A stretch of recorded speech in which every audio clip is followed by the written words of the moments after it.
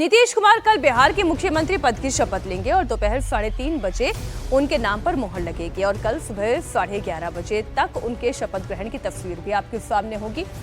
सवाल ये है कि मंत्रिमंडल में किसे जगह मिलेगी। अब तक जो बीजेपी कोटे से संभावित मंत्रियों की लिस्ट सामने आई है उसके मुताबिक बीजेपी कोटे से सम्राट चौधरी, विजय सिन्हा, मंगल पांडे रिपीट होंगे। इसके अलावा नीतीश मिश्रा, नितिन नवीन, नीरज सिंह, बबलू और संजय सरावगी को भी नीतीश कैबिनेट में जगह मिलने की संभावना है। पूर्व डिप्टी सीएम रेणु देवी और हरी सहनी का नाम भी संभावित मंत्रियों की लिस्ट में शामिल है। तो वो संभावित चेहरे हैं और वो लिस्ट है जो हम आपके सामने रख रहे हैं, जिनके ऊपर अभी चर्चा हो रही है।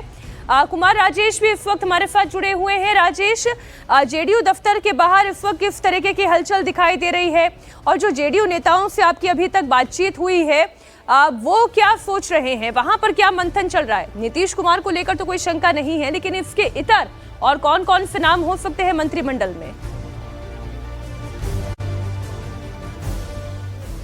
देखिए, इस वक्त मैं नीतीश कुमार के आवास के बाहर खड़ा हूं, मुख्यमंत्री आवास के बाहर खड़ा हूं और जो विधायक जीते हैं, नवनिर्वाचित विधायक है, वो करीब करीब पहुंच चुके हैं। थोड़ी देर में मीटिंग का आगाज हो जाएगा और उसमें एक बात तो तय है, सारे विधायकों ने एक सुर में कहा है कि कोई इफ और बट नहीं है। नीतीश कुमार ही नेता होंगे और नीतीश कुमार ही अगले मुख्यमंत्री होंगे। साथ ही उन्होंने ये बात भी कही कि महिलाओं की भागीदारी इस बार बढ़ सकती है, क्योंकि जिस तरीके से महिलाओं ने वोट दिया है उसको ध्यान में जरूर रखा जाएगा। तीसरी अहम बात जो उन्होंने कही कि जो सामाजिक गठबंधन है, सामाजिक ताना बाना है, या फिर हर एक वर्ग का जो समर्थन इस बार नीतीश कुमार को मिला है, एनडीए को मिला है, उसका ध्यान रखा जाएगा और मंत्रिमंडल में उनको उस तरीके की हिस्सेदारी, उस तरीके की भागीदारी मिलेगी।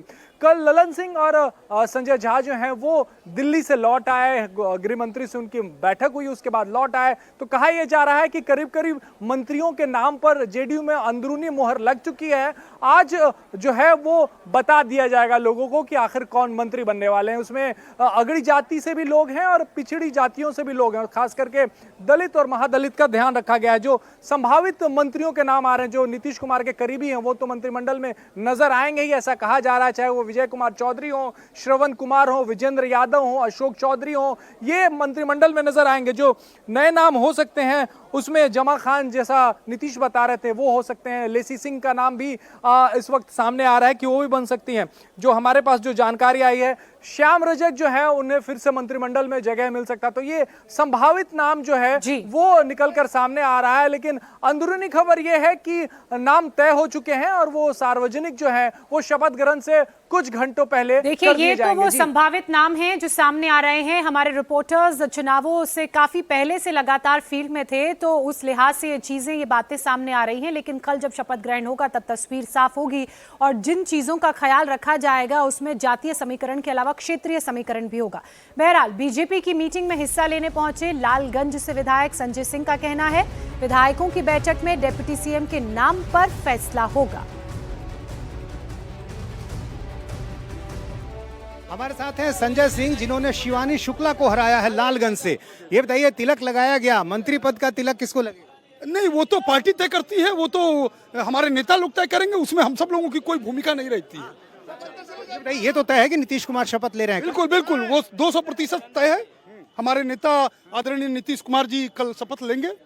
आपकी सीट को लेकर बड़ी चर्चाएं हो रही थी, कहा जा रहा था कि शायद इस बार विधानसभा पहुंचना मुश्किल हो जाए। देखिए, 32,500 वोटों के अंतर से हम चुनाव जीत कर आए हैं। इसी से आप अंदाजा लगा लीजिए, ये जो लंठाई और गुंडाई वाले लोग हैं वो समझते नहीं है कि धरातल पर क्या चल रहा है। धरातल पर जनता 32,500 वोटों से हमको चुनाव जिता करके भेजी है, इसी से आप अंदाजा लगा सकते हैं। और ये बताइए कि शपथ ग्रहण को लेकर कहा जा रहा है कि बड़ा भव्य कार्यक्रम किया जा रहा है, क्या क्या तैयारियां की गई? बिल्कुल, पूरा देश आज हर्ष मना रहा है, पूरा बिहार के लोग आज खुशियां मना रहे हैं कि एनडीए की सरकार बन रही है और आदरणीय नीतीश कुमार जी के नेतृत्व में कल जो सरकार का गठन होगा उसमें आदरणीय प्रधानमंत्री जी ने जो काम किए उससे बिहार की जनता खुश थी, इसलिए कल प्रधानमंत्री जी भी आ रहे हैं। डिप्टी सीएम को लेकर कोई जानकारी, क्या जो पहले थे वही रहेंगे या बदलाव? हम लोगों का विषय नहीं है, हम सब लोग कार्यकर्ता हैं, जो नेतृत्व तय करेगा वो हम सब लोग। तो लालगंज से जो विधायक चुने हैं उन्हें तो आप सुन रहे थे। इधर सिवान के गोरिया कोठी से विधायक देवेश कांत का कहना है कि अब से थोड़ी देर में डिप्टी सीएम के नाम का खुलासा हो जाएगा। बीजेपी विधायक का कहना यह है कि कौन मंत्री बनेगा कौन नहीं बनेगा इसका फैसला बीजेपी की बैठक में होगा। सीवान के गोरिया कोठी से जीते देवेश कांत हमारे साथ हैं। देवेश जी, क्या जानकारी मिल पा रही है, क्योंकि सबको इंतजार इसी बात का है कि डिप्टी सीएम कौन होगा, क्या पहले जो थे वही होंगे या चेहरा बदल रहा है? देखिए, कोई जानकारी इसमें क्या देना है। लोकतांत्रिक पार्टी है हमारी और लोकतांत्रिक तरीके से आज विधायक दल की बैठक बुलाई है गई है और उसमें तय होगा। और यह विषय जो आपने कहा कि पुराने, देखिए हमारे नेता बड़े नेता हैं और पहले से हैं, तो उसमें कोई बहुत आगे पीछे की बात नहीं है, लेकिन विधायक दल में लोकतांत्रिक ढंग से आज तय होना है और उसके बाद यहाँ के बाद एनडीए की बैठक में हमारे नीतीश जी का तो तय होना तो तय है, उसमें कहीं कोई दो राय नहीं है। 2025 फिर से नीतीश पर हम लोग चले थे। और तौर पर क्या जातीय समीकरण जो है या फिर जो क्षेत्र का प्रतिनिधित्व है, इसको ध्यान में रखा जाएगा मंत्रिमंडल के गठन? ये शुद्ध रूप से पार्टी लोकतांत्रिक ढंग से सब तय करेगी और उसका आपको कुछ देर में संवाद मिल जाएगा। पार्टी सभी तरह का जो आप जितनी बातें आपके प्रश्न दिमाग में हैं सारे प्रश्नों का उत्तर मिलेगा, इसमें कहीं कोई दो राय नहीं। देवेश कांत जो बात कह रहे थे उनके शब्दों पर थोड़ा गौर करने की जरूरत है। जब वो बीजेपी के एक जीते हुए विधायक ये कहते हैं कि हमारे नीतीश का तो बनना तय है, तब आप ये समझिए कि किस तरह से यूनिट में इन दोनों पार्टियों ने काम किया है कि बीजेपी का विधायक भी ये कहता है कि हमारे नीतीश कुमार तो तय हैं। अब इसके बाद जो होगा वो आगे बैठक में तय हो जाएगा। मीनाक्षी, हालांकि इनके बयानों में, इनसे पहले जो हमने नवनिर्वाचित विधायक का बयान सुना, ना कहते हुए भी बहुत कुछ कह दिया। संगठन की मजबूती, संगठन की एकता और संगठन का फैसला जो पूरी पार्टी एक सुर में मानती है, उसका भी ऐलान कर दिया।